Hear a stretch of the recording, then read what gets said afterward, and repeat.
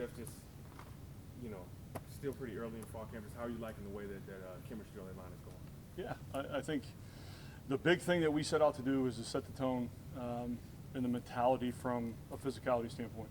And, just those guys understanding that it's going to be a day-to-day process to continue to be better at our craft, all right, better within the scheme, but ultimately to figure out where the pieces end up fitting. And I think what I've been really pleased with to this point is the mentality. The pieces that we added, I feel like are bringing that.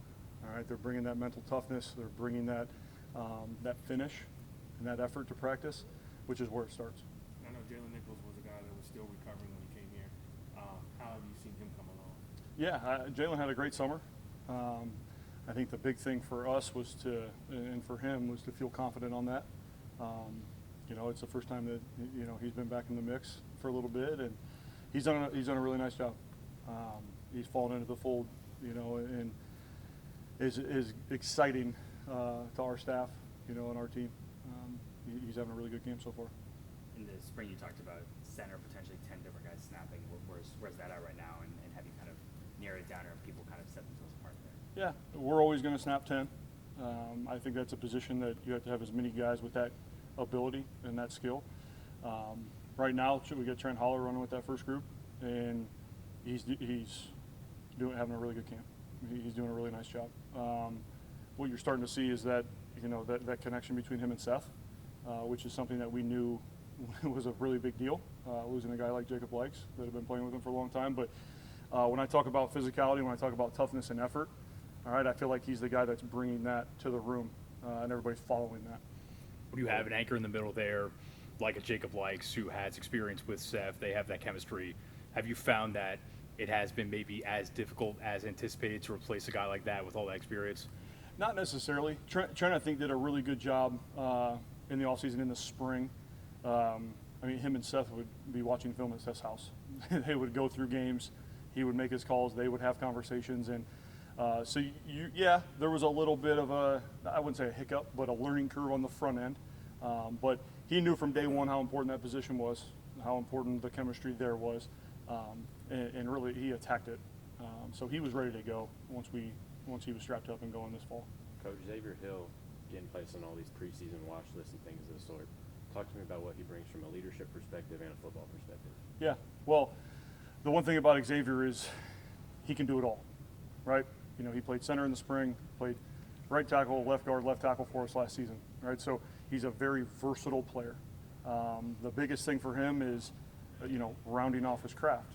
It is a challenge to play that many positions, and there is a different technique, there's a different mindset from playing on the inside to the outside.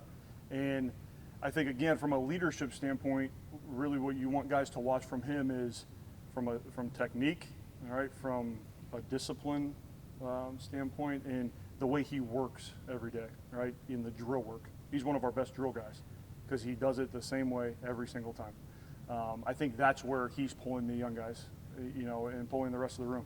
He's not super vocal. He's a lead by example type of guy. In a perfect world, where does he play this coming season?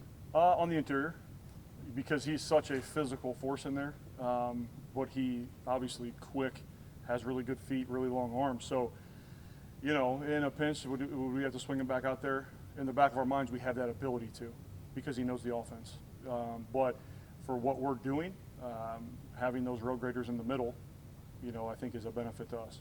Jeff, how do you compare the depth of this room compared to maybe this time last year?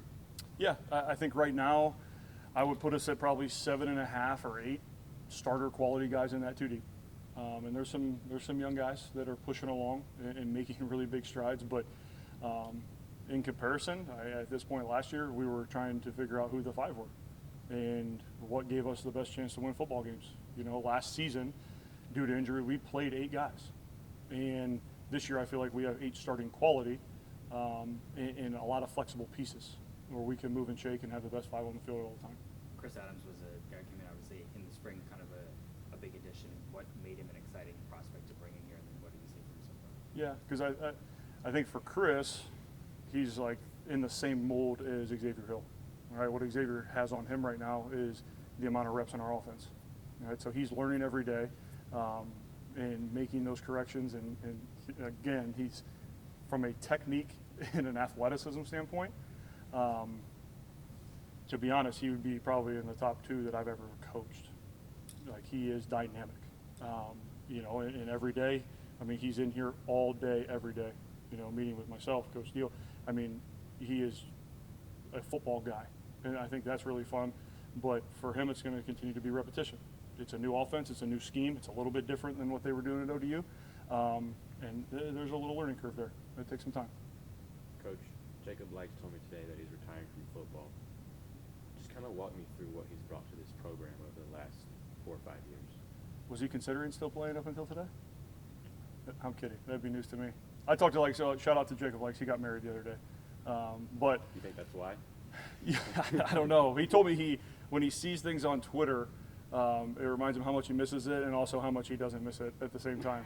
Okay, but no, I think I've always complimented Jake because not only from a leadership standpoint, what he meant to our program, the amount of years that he started here and anchored down the middle of that offensive line, right? And I think in my transition coming here, he was a really big help for me as I learned the offense, right? And as I kind of figured out how things swung around here. And, you know, I'll always be grateful for Jake because he was the same guy every single day, right? He was steady Eddie. And you know, the leadership that he brought from that perspective, I think, was invaluable because those guys are carrying on that legacy.